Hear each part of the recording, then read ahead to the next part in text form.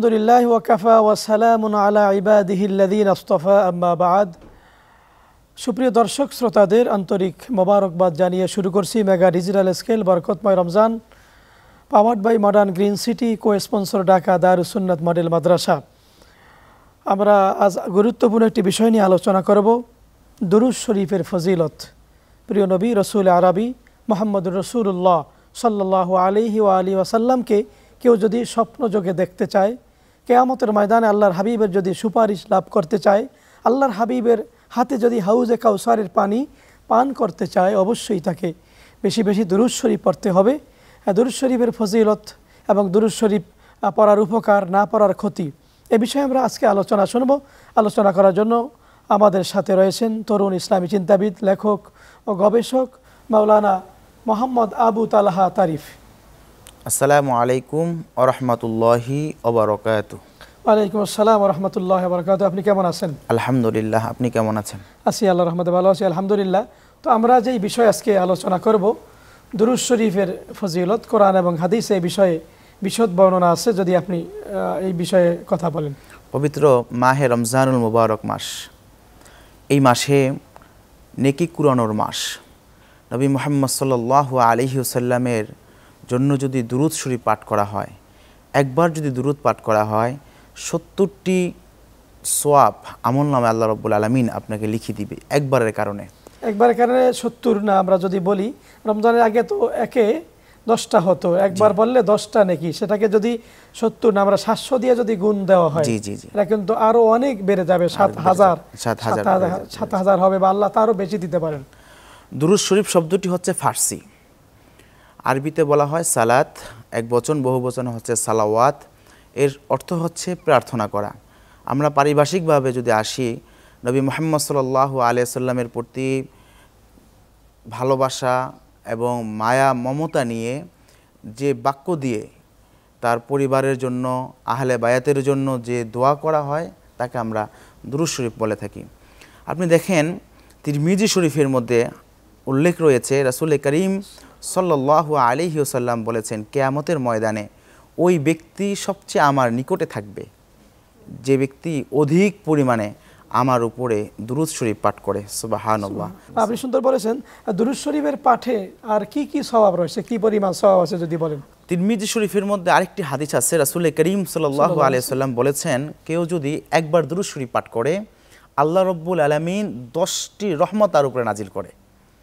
নাসাই শরীফের মধ্যে হাদিসটা এভাবে আসছে যে রাসূল করিম সাল্লাল্লাহু আলাইহি ওয়াসাল্লাম বলেছেন, কেউ যদি একবার দুরূদ শরীফ পাঠ করে, 10টি রহমত এবং 10টি গুনাহ থেকে মুক্তি এবং 10টি সম্মান মর্যাদা আল্লাহ রাব্বুল আলামিন তাকে উন্নতি করে, বাড়িয়ে দিবে। তাহলে দেখেন, রাসূল করিম সাল্লাল্লাহু আলাইহি ওয়াসাল্লামের প্রতি যদি দুরূদ শরীফ পাঠ করা হয়, ফেরেশতারা এই দুরূদ রাসূলের কাছে নিয়ে যায় এবং কিয়ামতের ময়দানে এই দুরূদ শরীফ পাঠের কারণে রাসূল করিম সাল্লাল্লাহু আলাইহি ওয়াসাল্লাম আপনাকে সুপারিশ করে জান্নাতে নিয়ে যাবে। আল্লাহ নবী মুহাম্মদ সাল্লাল্লাহু আলাইহি ওয়াসাল্লাম তখনই খুশি হয় যখন কেউ তার উপরে দুরূদ শরীফ পাঠ করে। আপনি দেখেন, আল্লাহ রাব্বুল আলামিন পবিত্র কোরআনুল কারীমের মধ্যে ইরশাদ করেছেন, ইন্নাল্লাহা ওয়া মালাইকাতাহু ইউসাল্লুনা আলান নবী। আল্লাহ নবী মুহাম্মদ সাল্লাল্লাহু আলাইহি ওয়াসাল্লামকে তিনি বললেন যে, ইন্নাল্লাহা ওয়া মালাইকাতাহু, নিশ্চয়ই আমি আল্লাহ এবং আমার ফেরেশতারা আমার নবীর উপরে দুরূদ শরীফ পাঠ করে। আমি আপনাকে অন্যভাবে দর্শকদের উদ্দেশ্যে বলতে চাই যে, আল্লাহ রাব্বুল আলামিন আমাদেরকে নামাজের জন্য বলেছেন, নামাজ তোমরা আদায় করো। আল্লাহ আমাদেরকে রমজানে আমরা রোজা রাখছি, আল্লাহ আমাকে রোজা রাখার জন্য আমাদেরকে বলেছেন। যাকাত দেওয়ার জন্য আল্লাহ আমাকে বলেছেন। হজ করার জন্য আল্লাহ রাব্বুল আলামিন আমাদেরকে বলেছেন যদি ফরজ হয়। কিন্তু আল্লাহ কি নামাজ আদায় করেন? আল্লাহ কি রোজা রাখেন? আল্লাহ কি হজ করেন? আল্লাহ কি যাকাত দেন? অবশ্যই উত্তর আসবে না। কিন্তু আল্লাহ সুবহানাহু ওয়া তাআলা আমাদেরকে দুরূদ পড়ার কথা বলেছেন। আমি পড়ি, ফেরেশতা পড়ে, তোমরাও পড়ো। আমি নিজে পড়ি, আমার ফেরেশতারা পড়ে, এবং তোমরাও আমার নবী মুহাম্মদ সাল্লাল্লাহু আলাইহি ওয়াসাল্লামের উপরে দুরূদ শরীফ পাঠ করো। সুবহানাল্লাহ। হাবিব মুহাম্মদ সাল্লাল্লাহু আলাইহি ওয়াসাল্লাম এর উপরে যদি কেউ দুরূদ শরীফ পাঠ করে, তার কেউ প্রশংসা করে, আমার আল্লাহ রাব্বুল আলামিন স্বয়ং খুশি হয়ে যান। একটি বিষয় আপনাকে আরও সহজ করে বলতে চাই, সেটা হলো হযরত ইব্রাহিম আলাইহিস সালাতু ওয়াস সালামের নাম হচ্ছে খলিল, হযরত ইব্রাহিম আলাইহিস সালাতু ওয়াস সালাম আল্লাহকে খুশি করতে পেরেছেন, এজন্য তার নামকে খলিলুল্লাহ দেওয়া হয়েছে। জি, আমরা আলোচনা পরে শুনবো ইনশাআল্লাহ। সুন্দর বলতেছিলেন, আবার আসবো। সুপ্রিয় দর্শক শ্রোতা, আপনারা দেখছেন মেগা ডিজিটাল স্কেল বরকতময় Ramzan, powered by modern green City, co sponsor Dhaka Darus Sunnat Model মাদ্রাসা। সময় হয়েছে বিজ্ঞাপন বিরতির, ফিরবো একটু পরেই, সাথেই থাকুন।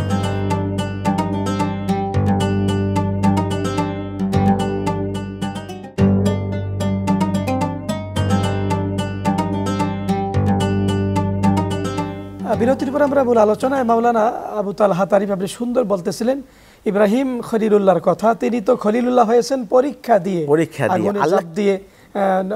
আল্লাহ রাব্বুল আলামিন তাকে আরো পরীক্ষা করেছিলেন, তিনিও পরীক্ষা দিয়েছেন আল্লাহর বন্ধু হওয়ার জন্য, এজন্য তার নাম খলিলুল্লাহ।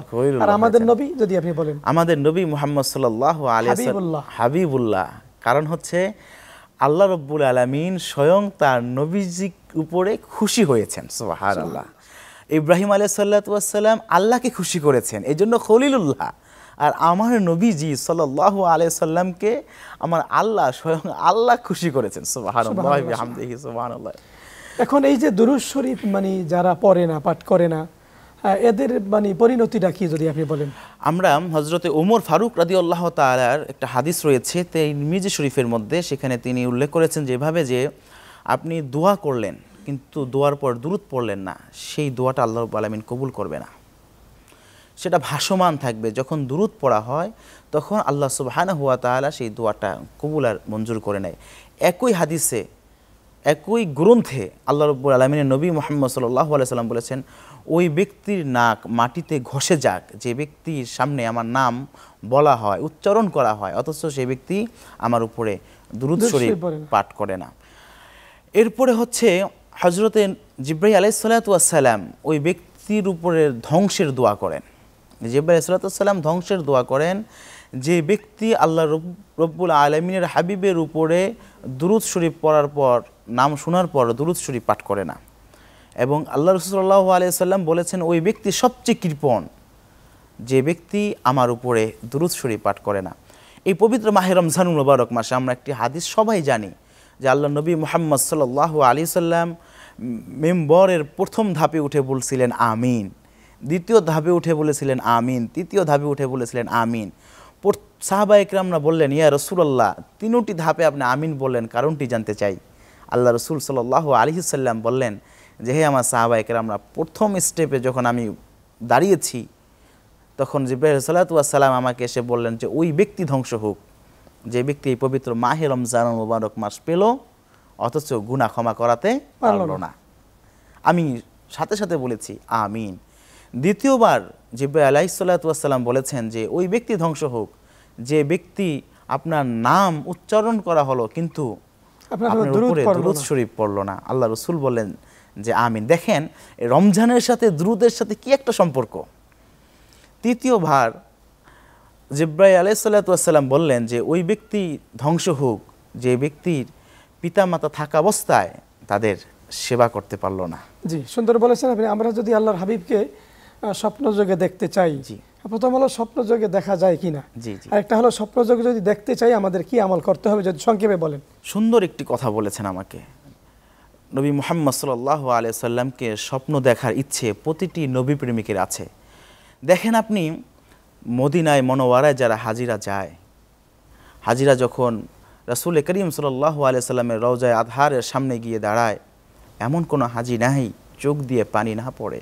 হাজিকে যদি প্রশ্ন করা হয়, হাজি তুমি এখানে এসে কাঁদো কেন, কি দুঃখ তোমার? তখন হাজি বলে যে এই নবীর সামনে, নবীর রওজার সামনে আমি দাঁড়াতে পেরেছি। মক্কার আবহাওয়া একরকম, মদিনার আবহাওয়া আরেক রকম।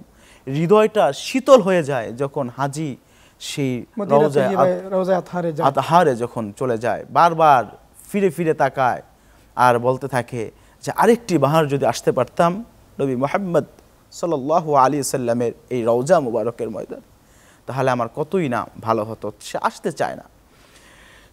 স্বয়ং রাসূল করিম সাল্লাল্লাহু আলাইহি সাল্লামের রওজা দেখে সেই হাজির হৃদয় কত ব্যথা, কত আকুল, কত বেদনা, কত ভালোবাসা। এই নবী মুহাম্মদ সাল্লাল্লাহু আলাইহি সাল্লামকে যদি একবার স্বপ্ন দেখা যায়, তার জন্য জান্নাত ওয়াজিব হয়ে যায়, সুবহানাল্লাহ। তার জন্য জাহান্নাম হারাম হয়ে যায়। রাসূল করিম সাল্লাল্লাহু আলাইহি সাল্লামকে স্বপ্ন দেখতে হলে আমাকে সর্বপ্রথম হারাম উপার্জন বন্ধ করে দিতে হবে, হালালভাবে আমাকে উপার্জন করতে হবে, অন্যের হক নষ্ট করা যাবে না, পবিত্র থাকতে হবে, পবিত্র থাকতে হবে না, কাউকে কষ্ট দেওয়া যাবে না। আমরা মনে করি বেশি বেশি দুরূদ শরীফ পড়তে হবে। হ্যাঁ, অবশ্যই দুরূদ শরীফ পাঠ করতে হবে। ঘুমানোর পূর্বে আমরা 100 বার দুরূদ শরীফ যদি পাঠ করি, 2 রাকাত নামাজের পর আমরা সুন্নাহ তরিকায় যদি আমরা ঘুমাই, এরপরে দুরূদ শরীফ যদি পাঠ করি, আল্লাহ নবী মুহাম্মদ সাল্লাল্লাহু আলাইহি সাল্লাম স্বপ্নযোগে অবশ্যই দেখা দিবেন। জাযাকাল্লাহ মাওলানা আবু তালহা তারিম, আপনি সুন্দর বলেছেন, আপনাকে ধন্যবাদ। আপনাকে সুপ্রিয় দর্শক শ্রোতা, রমজানুল মুবারকে দুরূদ শরীফের অনেক ফজিলত আমরা আমল করব। বিশেষ করে আমাদের সন্তান যারা আছে, ব্রেন শক্তি কম, তাদেরকে দুরূদ শরীফ পড়তে দিব। 40 দিন পড়ান, ইনশাআল্লাহ দেখবেন তার ব্রেন শক্তি আল্লাহ বাড়িয়ে দিবেন। আরও বহু ফজিলত আছে। এজন্য দুরূদ শরীফ একটি অন্যতম শ্রেষ্ঠ ইবাদত, আল্লাহর সন্তুষ্টি, আল্লাহর হাবিবের মহাব্বত অর্জনের জন্য আমরা মাহে রমজানে বেশি বেশি দুরূদ শরীফ পড়ব, যাতে যখন ঘুমিয়ে থাকব আল্লাহর রহমতে আল্লাহর হাবিবের জিয়ারত নসিব হবে ইনশাআল্লাহ। আমরা সেই প্রত্যাশা করছি। আগামী পর্বে নতুন কোনো বিষয়ে নতুন অতিথির সাথে দেখা হবে mega digital scale powered by modern green city বরকতময় রমজান অনুষ্ঠানে। সকলের সুস্বাস্থ্য ও সার্বিক কল্যাণ কামনা করে আজকের মতো শেষ করব। আল্লাহ হাফেজ। আসসালামু আলাইকুম ওয়া রাহমাতুল্লাহি ওয়া বারাকাতুহু।